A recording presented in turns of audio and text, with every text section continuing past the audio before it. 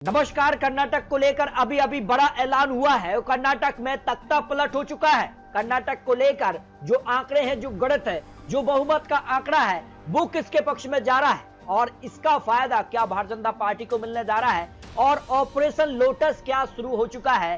कर्नाटक को लेकर संपूर्ण आंकड़े यहां पर सामने आ चुके हैं। कर्नाटक को लेकर, कांग्रेस को लेकर ये बड़ा झटका माना जा रहा है, क्योंकि कर्नाटक में कांग्रेस के ही यहां पर कह सकते हैं कांग्रेस में दो यहां पर गुट बनते नजर आ रहे हैं और ऐसे में क्या एक गुट भारतीय जनता पार्टी के संपर्क में है, इसको लेकर पूरे आंकड़े सामने आ चुके हैं। एक तरफ यहां पर बात की जाए तो वर्तमान मुख्यमंत्री है, तो दूसरी तरफ डीके शिव कुमार हैं। तो क्या कौन मुख्यमंत्री बनेगा, इसको लेकर आंकड़े किसके पक्ष में जा रहे हैं। 2.5 साल सीएम पद को लेकर यहाँ पर दोनों ही दलों को लेकर ये माना जा रहा है कि यहाँ पर तख्ता पलट होने जा रहा है। तो क्या कुछ आंकड़ा है, क्या इसका फायदा भारतीय जनता पार्टी को मिलने जा रहा है, मुख्यमंत्री पद से सबसे बड़े दावेदार कौन है, इसको लेकर सर्वे के आंकड़े भी सामने आ चुके हैं। क्योंकि एक ट्वीट के बाद यहाँ पर पूरे कर्नाटक में माहौल पूरी तरह से बदल चुका है और कांग्रेस में यहाँ पर अंदरूनी जो खबर है, अंदरूनी जो कला है, वो अब सीधे तौर पर सामने आ चुके हैं। तो कर्नाटक का मुख्यमंत्री बनने के लिए सबसे ज्यादा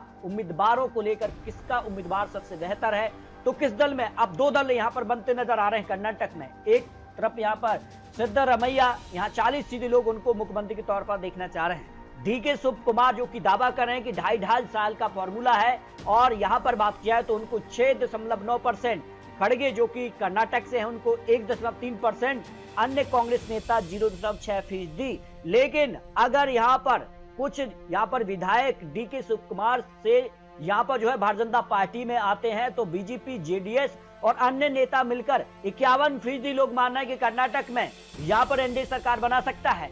और अगर टूट होती है तो किस नंबर गेम में जो है कौन दल आगे नजर आ रहा है। कुल यहाँ 224 विधानसभा सीटें हैं कांग्रेस के पास, फिलहाल 135 विधानसभा सीटें हैं वर्तमान में।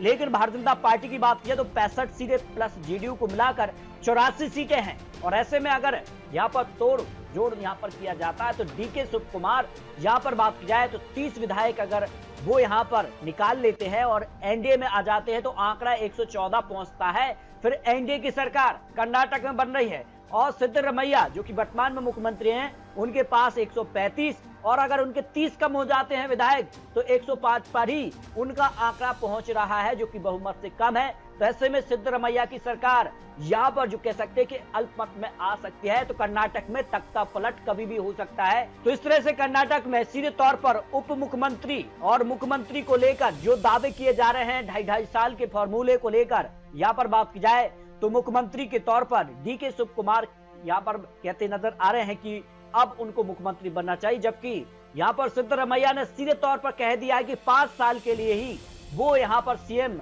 पद के लिए यहाँ पर चुने गए हैं, निर्वाचित हुए हैं और ऐसे में वो 5 साल काम करेंगे। लेकिन कुर्सी को लेकर अब यहाँ पर डीके शिव कुमार ने सीधे तौर पर यहाँ पर कह सकते हैं कि हमलावर हो चुके हैं और ऐसे में अंदरूनी जो हालात हैं उस पर अब आला कमान का क्या फैसला होगा, ये काफी महत्वपूर्ण है। लेकिन जिस कार के हालात अब कर्नाटक में देखने को मिल रहे हैं उसके बाद माना जा रहा है कि यहाँ पर कर्नाटक में कुछ भी हो सकता है।